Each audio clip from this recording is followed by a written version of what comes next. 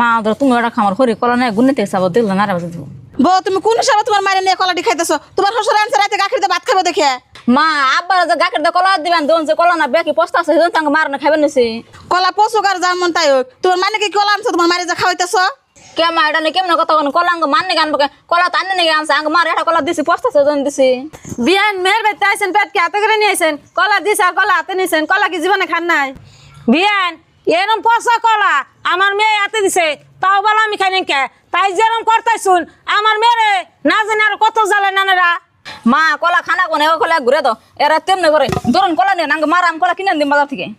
দেখছো তাহলে মা সব কলার মায়ের দিয়ে খাওয়াইছে, 5টা কলা থিয়ে দিছে, আর কত রঙ মায়ের কিনে না খাওয়ামু। বুঝি তোমার কাজ কাজ করো না মোনা, কলা খাই এজেনে চোষা ফালিয়ে তুই না তো আমি দেখ পারি নইছি।